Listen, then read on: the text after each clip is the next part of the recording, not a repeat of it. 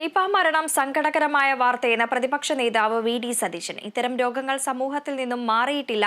മാലിന്യ നീക്കം നടത്താത്തതിന്റെ ദുരന്ത ഫലമാണിതെന്നും മഴക്കാലപൂർവ്വ ശുചീകരണം നടന്നില്ലെന്നും സതീശൻ കുറ്റപ്പെടുത്തി. ഇത്തരം രോഗങ്ങൾ സംബന്ധിച്ച് ഒരു തരത്തിലുള്ള വിവരശേഖരണവും നടക്കുന്നില്ല. എല്ലാ വകുപ്പുകളുടെയും സംയോജിപ്പിച്ച് നടപടി സ്വീകരിക്കണമെന്നും സതീശൻ കൊച്ചിയിൽ പറഞ്ഞു. വളരെ സങ്കടകരമായ വാർത്തയാണ്. ഈ പ്രധാനപ്പെട്ട രോഗങ്ങൾ ഒന്നും കേരളത്തിൽ നിന്ന് വിട്ടുപോയിട്ടില്ല എന്നുള്ളതിൻ്റെ അപകടകരമായ സൂചന കൂടിയാണത്.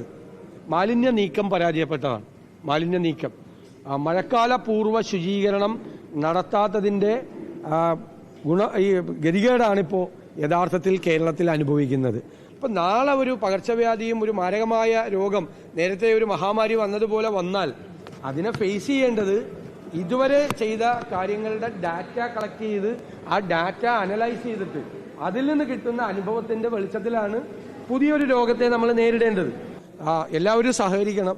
സർക്കാർ നിർദ്ദേശിക്കുന്ന എല്ലാ പ്രധാനപ്പെട്ട കാര്യങ്ങളും ഇത് പകരാതിരിക്കാൻ വേണ്ടി ആളുകളെ ഐഡന്റിഫൈ ചെയ്ത് ഐസൊലേറ്റ് ചെയ്യാനൊക്കെ വേണ്ടിയിട്ട് ഉള്ള നടപടികൾ സർക്കാരും ആരോഗ്യ വകുപ്പും പറയുന്ന എല്ലാ നിർദ്ദേശങ്ങളുമായിട്ട് എല്ലാ വിഭാഗം ജനങ്ങളും സഹകരിക്കണം എന്നാണ് ഞങ്ങളുടെ അഭ്യർത്ഥന.